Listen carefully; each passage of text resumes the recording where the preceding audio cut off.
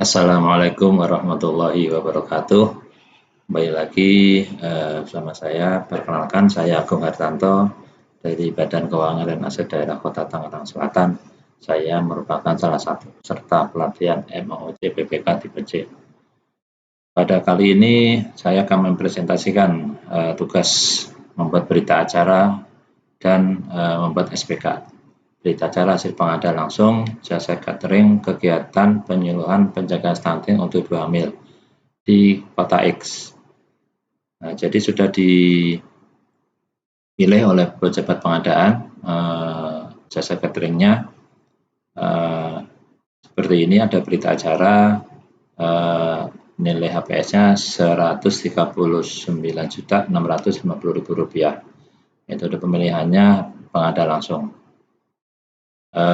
Dari evaluasi penawaran didapatkan evaluasi administrasi CVE itu lulus, evaluasi teknis CVE lulus, evaluasi harga CVE juga lulus. Harga negosiasi yang menjadi kesepakatan adalah sejumlah Rp126 juta. Nah, demikian berita acara hasil pengadaan langsung yang ditandatangani oleh pejabat pengadaan. Kemudian setelah itu PPK membuat SPK seperti ini. SPK-nya formatnya nomor SPK 600/PPK sekian, tanggal 8 Mei 2024, nama PPK Agung Hartanto, nama penyedia CVE. Paket pengadaannya pengadaan jaman rapat kegiatan penyuluhan penjagaan stunting bagi ibu hamil. Sumber dananya APBD Kota X tahun 2024. Kemudian nilai kontraknya adalah Rp126 juta sudah termasuk pajak dan biaya-biaya lainnya. Jenis kontrak lamsam. Waktu pelaksanaan pekerjaan adalah 1 hari kalender tanggal 18 Mei 2024. Nilai pekerjaannya sejumlah nasi kotak 2.100 box, harga satuan 40.000, totalnya 84 juta. Snacknya 2.100 box, harga satuan 20.000, totalnya 42 juta, sehingga jumlah semuanya menjadi Rp126 juta. SPK ditandatangani oleh PPK dan penyedia. Kemudian di PPK ada syarat-syarat umum. Yang pertama, lingkup dan spesifikasi pekerjaan.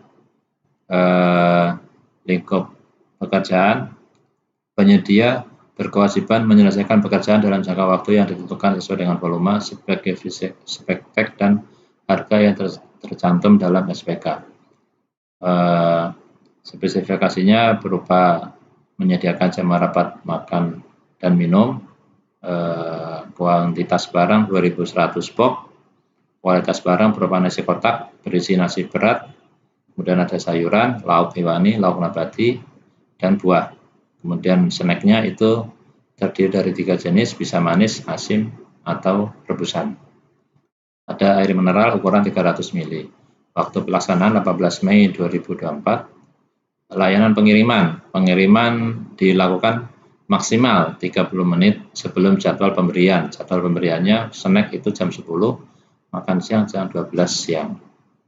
Kemudian ada layanan personel, minimal 1 orang petugas catering harus standby saat pembagian kudapan maupun makan siang di setiap lokasi kegiatan. Ada 10 kecamatan. Yang kedua, hukumnya berlaku, hukum Republik Indonesia. Kemudian harga SPK sudah tercantum, itu sudah termasuk keuntungan, beban pajak, dan biaya overhead lainnya. Kemudian ada biaya asuransi sudah termasuk.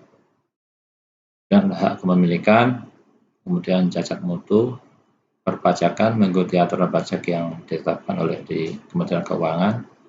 Pengalihan dan atau subkontrak dilarang mengalihkan atau mensubkon sebagian atau seluruh pekerjaan. Penyedia dilarang. Jadwalnya yang 8 jadwal itu sesuai dengan waktu penyelesaian pekerjaan. Kemudian asuransi sudah termasuk dalam harga di SPK. Penangguhan risiko. Nah, ini yang perlu dijelaskan. mengenai potensi risiko yang timbul. Yang pertama, kemungkinan terjadi keterlambatan penyelesaian pekerjaan, kemudian risiko kemasan box rusak, kemudian risiko petugas catering yang tidak ada, dan makanan sudah basi. Kita mencoba mitigasi risiko. Yang pertama, diatur jadwal pengiriman lebih awal supaya tidak terlambat sampai lokasi pengiriman, dan mempertimbangkan jarak pengiriman ke lokasi.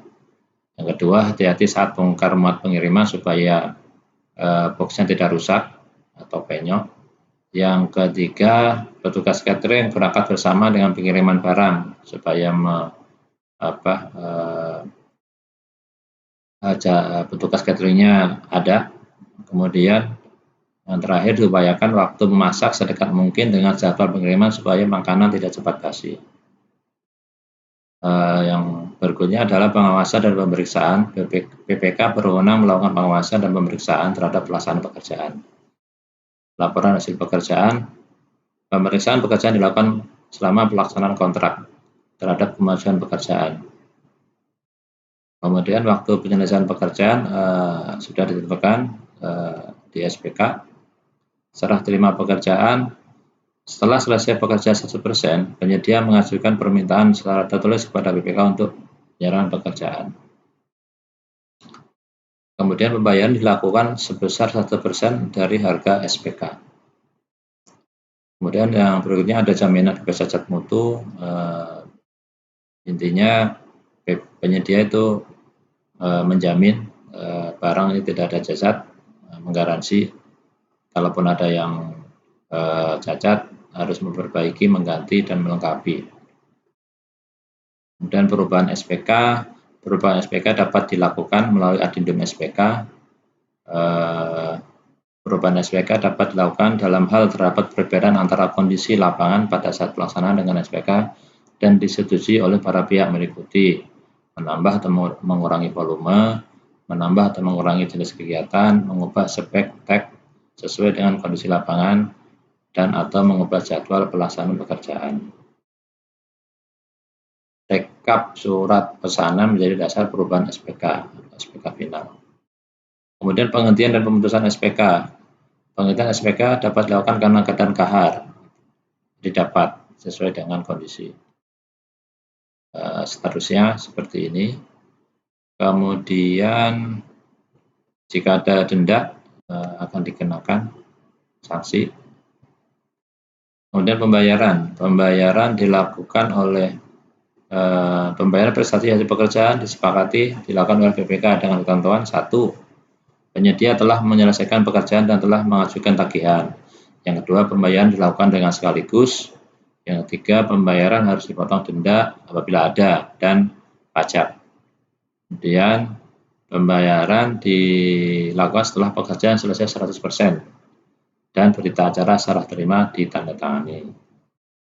Oke, kemudian yang berikutnya penyelesaian pekerjaan itu penyelesaian perselisihan pekerjaan itu diselesaikan jika ada di layanan penyelesaian sengketa, arbitrase atau pengadilan negeri.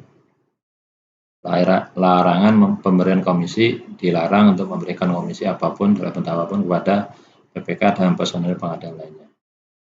Demikian tugas pembuatan SPK dan berita acara hasil pengadilan langsung. Terima kasih. Wassalamualaikum warahmatullahi wabarakatuh.